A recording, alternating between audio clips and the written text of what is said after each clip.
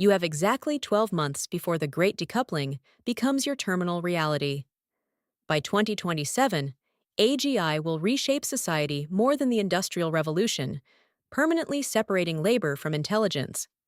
If you're still trading hours for a paycheck, you're holding a depreciating asset. While the crowd hesitates, elite architects have moved $160 billion into position. Meta alone injected $65 billion. The dam is built. In this video, I'm breaking down the 5 laws of the AI economy. From building sovereign interfaces and data moats to deploying a ghost workforce that scales without employees. We'll dissect how to turn regulation into your private moat and why your identity is now a licensable asset. Before we dive in, what is the most repetitive, soul-crushing part of your current job that you know an AI could do faster? Comment your biggest hurdle below. The tipping point of the new economy. To understand where the money is moving, you must look past the headlines of superhuman AI coming in 2027. The average mind sees a deadline. The elite mind sees a tipping point. We are moving from the era of infrastructure to the era of the application layer. Think of the $160 billion poured in by Sequoia, Andreessen Horowitz, Greylock, and Khosla Ventures not as a bet on technology, but as the construction of a massive, global hydroelectric dam. The dam is built. The power is surging. Now, the wealth will not be made by those who built the dam, but by those who know how to plug their machines into the current and solve specific, high-value problems. Meta alone has injected $65 billion into this infrastructure, reinventing itself as an AI-first entity. The report from former OpenAI researchers suggests that by 2027, the cost of intelligence will trend towards zero. In economic terms, when the marginal cost of a product hits zero, the profit margins of those who package it correctly move toward infinity. This is the law of zero marginal cost intelligence. You have a window of less than 12 months to position your bucket under this waterfall before the giants realize they can automate the entire value chain. The early movers capture almost all the wealth in these cycles. Waiting is a terminal mistake. Law 1. The sovereign interface and the proprietary data moat. The crowd dismisses GPT wrappers as shallow products. They call them electricity wrappers. They are wrong. In the world of finance, we call this the sovereign interface. The underlying model, like GPT-4 or Claude, is the sun. It provides raw, blinding energy. But you cannot use the sun to perform surgery. You need a lens to focus that light into a laser. This is the difference between a general tool and a specialized solution. Consider the case of Cal AI. An 18-year-old founder, Zekiah DeGary, saw a specific friction. People want to track calories but hate the manual labor of data entry. By focusing the raw power of AI through a specific lens, computer vision for nutrition, he created a tool that has been downloaded 8 million times and is pacing toward $30 million in annual revenue this year. He didn't build a new LLM. He built a superior user experience that captures high-value data. But here is the hard truth the average person misses. A wrapper without a moat is a suicide mission. This is known as platform risk. If you simply put a skin on top of ChatGPT, OpenAI will eventually release a feature that renders you obsolete. To join the 1%, you must build a data moat. Every time a user interacts with Cal AI, the system learns more about the specific nuances of food imagery and user habits than the base model ever will. You are not selling AI. You are selling the proprietary data and the specific workflows that the AI facilitates. The unit economics here are brutal but beautiful. Your primary costs are API tokens and customer acquisition cost. In a traditional business, scaling requires more staff and more inventory. In the sovereign interface model, your costs scale linearly while your value scales exponentially. The average player tries to build a general tool for everyone. The builder builds a specialized application for a high-paying industry like legal discovery, architectural compliance, or specialized logistics. If you can identify a repetitive task that currently requires a human to look at a screen and make a decision, You have found a potential $5 million a year business. Are you the person using the tool, or are you the person building the lens that makes the tool useful for a specific industry? If you believe you have the vision to see these gaps before the crowd, comment the word builder below. We need to know who is in this for the long haul. Law 2. Synthetic influence and the identity economy. In the old economy, your voice and your face were tied to your physical presence. In the AI economy, your identity is a scalable, licensable asset. This is the birth of the synthetic influence era. We are witnessing the shift from human labor to identity-based royalties. Look at the data from 11 labs. They have already paid out over $5 million in royalties to individuals who have digitized their voices. This is an increase from the $2 million reported at the beginning of the year. The average person fears their voice being stolen. The visionary digitizes their voice, authenticates it through a secure marketplace, and lets it work in 1,000 places at once. This is the ultimate form of passive income. Your AI twin can narrate audiobooks in 70 different languages while you're sleeping, and you collect a royalty for every word spoken. But it goes deeper than just voice. Look at Poppy AI. They reached $500,000 in monthly recurring revenue within their first year by automating the one thing every business desperately needs but fails at: viral attention. They created a system that turns a single thought into a week's worth of high-performance content. They are solving the problem of creative fatigue. Here is the law of synthetic influence. In an age of infinite content, the only thing that retains value is curated trust. Whether it is your voice or your brand's aesthetic, you must use AI to amplify your unique signal, not to create more noise. The action step here is to stop being the one consuming the content and start being the one who owns the digital twin. Record 10 minutes of your voice, clone it, and test its market value. Your unique accent or tone is not a flaw. It is a specialized asset in a global marketplace. Law 3. The ghost workforce and agentic arbitrage. We are moving past chatbots and into the era of agentic AI, the ghost workforce. It is vital that you understand the fundamental shift here. Traditional automation is binary. It is an if, this, then, that logic. It is a train on a track. Agentic AI is different. It possesses the ability to make autonomous decisions. An agent doesn't just send an email. It reads the response, assesses the intent, checks the inventory, negotiates a price, and then decides whether to escalate the matter to a human. This is the transition from AI as a tool to AI as an employee. Consider the transformation at Wise, led by Samir Vasavada. They reduced their headcount from 160 people to 40, while increasing their metrics by 10 times. That is a massive increase in per-employee efficiency. They didn't just give their staff AI tools, they redesigned their entire company around the concept of scalability through automation. Their client service team, which once required 7 people to manually handle documents and account openings, is now a 2-person team managing 20 to 30 times the volume. The opportunity for you is to provide agentic arbitrage to the millions of brick-and-mortar businesses that are still living in the pre-AI era.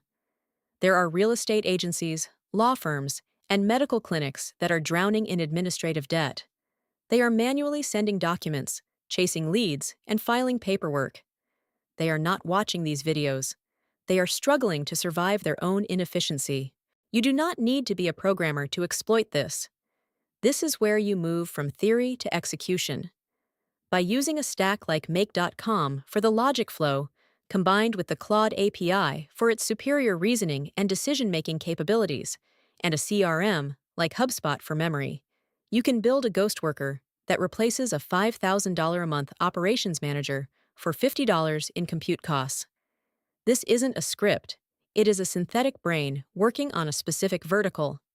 You can build an AI COO that tracks employee productivity, or an AI intern that handles lead qualification through complex reasoning.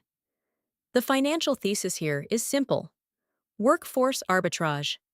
If a business spends $60,000 a year on a human assistant to do data entry, and you provide an AI agent that does it for a few $100s with 0 errors, You have created $50,000 of pure profit for that business. You can charge $20,000 a year for that agent and still be their favorite vendor. That is how you build a high-margin agency without a single human employee. I want you to think about the most soul-crushing, repetitive task you have ever had to do in a job, the kind of task that made you feel like a machine. Now, imagine a version of yourself that never gets tired and never makes a mistake doing that task forever. If you have ever felt like your potential was being suppressed by mindless work, you are not alone. Comment the word "release" below. It is time to let the machines be machines so you can be a builder. Law 4. The filter of regulation and high-trust sectors. The average player avoids healthcare and wellness AI because they fear the regulatory minefield. This is a strategic error. In the world of elite finance, regulation is not a wall, it is a moat. The harder it is to enter a market, the less competition you have once you're inside. Look at superpower. They aren't trying to build a hospital or perform surgery. They are creating a high-trust interface for preventative health. By connecting AI to a user's blood labs and medical history, they provide a level of personalized insight that a doctor seeing 30 patients a day could never achieve. Reed Hoffman, the founder of LinkedIn, pointed out that we now have the technology to put a world-class medical assistant in the pocket of every human for about $2 an hour in compute costs. The doctors who win will not be those who fight the AI, but those who use it to handle the data crunching so they can focus on high-level diagnostic nuance and human empathy. For early founders, the law of non-medical wellness is your entry point. Do not start with chronic disease diagnosis, which is heavily regulated. Start with sleep optimization, heavy metal toxicity tracking, or specialized nutrition. These are high-growth areas where people are desperate for data-driven results and are willing to pay a premium for a specialized AI that knows their biology better than they do. Use tools like Replit to build a lightweight wellness tracker or a Chrome extension that analyzes sleep data. Keep it non-medical. Solve a specific pain point, and you can test with real users immediately. This is how you build authority in a high-trust sector without the overhead of a traditional medical firm. Law 5. Personalized enlightenment and the knowledge. Key education is the final frontier being reshaped by this wave. The factory model of education, one teacher, 30 students, one pace, is officially obsolete. The future belongs to personalized enlightenment. We are seeing adaptive tutors that can prepare students for exams, teach coding, or role-play job interviews. We have seen how a GPT-powered coach for specific exams can track a student's weak points and adjust lessons on the fly.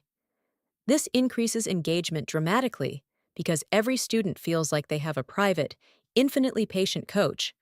The tutor of the future is someone like the one Reed Hoffman imagines, someone who can explain the observer effect in quantum mechanics to a curious adult, or teach a child math through the lens of their favorite video game.